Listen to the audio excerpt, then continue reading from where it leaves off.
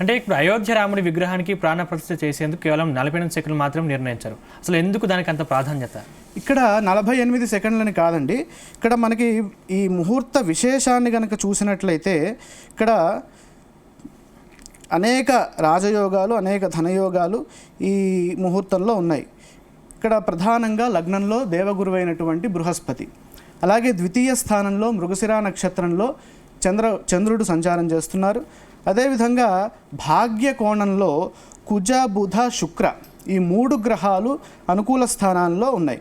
అలాగే రవి మకర రాశిలో, మకరంలో రవి విశేషమైనటువంటి ఫలితాన్ని, అంటే ఉత్తరాయణ పుణ్యకాలంలో చేసేటటువంటి దేవతా ప్రతిష్ఠ విశేషమైనటువంటి పుష్టిని కలిగిస్తుంది.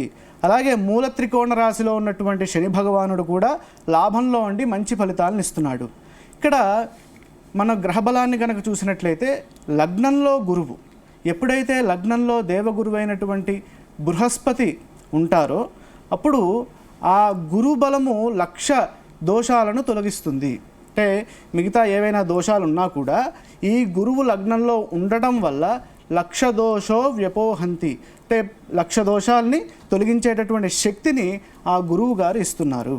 అలాగే మనకి రవి ఉత్తరాయణ పుణ్యకాలం, అంటే మనకి పుష్యమాసంలో ధనుఃపుష్యం అనేది పనికిరాదు, కానీ పుష్యమాసంలో ఎప్పుడైతే మకరస్థ రవి వస్తారో అప్పుడు ఆ మాసాన్ని యోగ్యమైన మాసంగా శాస్త్రాలు చెప్పాయి. కాబట్టి ఈ రవి మకర రాశిలోకి ప్రవేశించడం, ఉత్తరాయణ పుణ్యకాలం ప్రారంభమవడం చాలా విశేషమైనటువంటి ఫలితాన్ని ఇస్తుంది.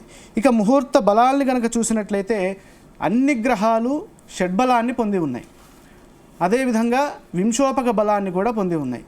లగ్నము, హోర, ద్రేక్కాణము, నవాంశ, త్రింశాంశ ఈ చక్రాల్లో లగ్నము యొక్క బలం చాలా విశేషంగా గోచరిస్తుంది. కాబట్టి ఈ ముహూర్తం చాలా గొప్పదిగా మనకి కనబడుతోంది.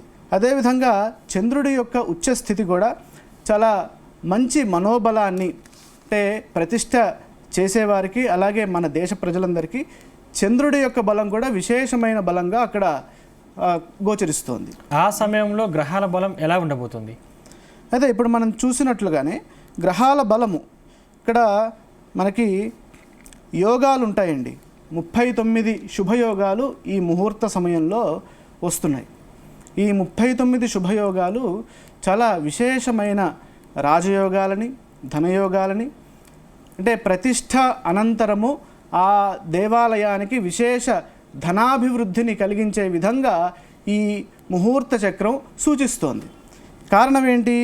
ఇక్కడ 5 ధనయోగాలు ఉన్నాయి. అంటే సాధారణంగా 2-3 ధనయోగాలు రావడమే చాలా అరుదు. ఇక్కడ 5 ధనయోగాలు ఇక్కడ ఈ ముహూర్త విషయంలో గోచరిస్తున్నాయి. అదేవిధంగా రవి ఇచ్చేటటువంటి యోగాలు ఎన్ని అంటే రవి 2 యోగాలను ఇస్తున్నారు, ఆ 2 శుభయోగాలనే ఇస్తున్నారు. అలాగే చంద్రుడు ఇచ్చేటటువంటి యోగాలు ఆయన కూడా 5 యోగాలకి 2 శుభయోగాలను ఇస్తున్నారు. ఇక అత్యధికంగా యోగాలను ఇచ్చేటటువంటి గ్రహాన్ని కనుక చూసినట్లయితే 17 శుభయోగాలతోటి దేవగురువైన బృహస్పతి లగ్నస్థానంలో మంచి ఫలితాలను ఇస్తున్నారు. ఇక శుక్రుడు కూడా 11 శుభయోగాలను ఇస్తున్నారు. శని కూడా 4 శుభయోగాల్ని ప్రసాదిస్తున్నారు. మొత్తం మీద గ్రహబలము చాలా అనుకూలంగా ఉంది. ఈ ముహూర్తంలో చేయడం ద్వారాగా మన దేశానికి అలాగే దేశ ప్రజలకి సుభిక్షము, అలాగే ఆరోగ్యము, అలాగే ధనధాన్య అభివృద్ధి ఇవన్నీ కలుగుతాయి. ముఖ్యంగా మనకి ఏ రాష్ట్ర వారిపై ఈ ముహూర్త ప్రభావం ఎలా ఉంటుంది? ఇక్కడ ప్రధానంగా మనకి రాసులు అని చూడకూడదండి. ఎందుకంటే ముహూర్తం అనేది అక్కడ మనం ఎన్నో ఏళ్ళగా ఎదురు చూస్తున్నటువంటి సంఘటన రేపు జరగబోతుంది. అంటే కొన్ని వందల ఏళ్ల పాటు మనం నిరీక్షిస్తున్నాం ఈ సంఘటన ఎప్పుడు జరుగుతుందా అని.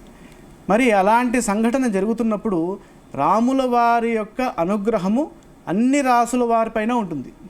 రాముల వారి ప్రతిష్ట ముహూర్తం చాలా బలంగా ఉంది కాబట్టి అన్ని రాసుల వారికి, 12 రాసుల వారందరికీ చాలా విశేషమైనటువంటి ఫలితాలు అందుతాయి. అంతేకాకుండా ఈ ముహూర్త బలంతో ఈ ప్రభుత్వ విషయాల్లో కూడా, అంటే ప్రభుత్వం కూడా పటిష్టంగా పరిపాలిస్తుంది.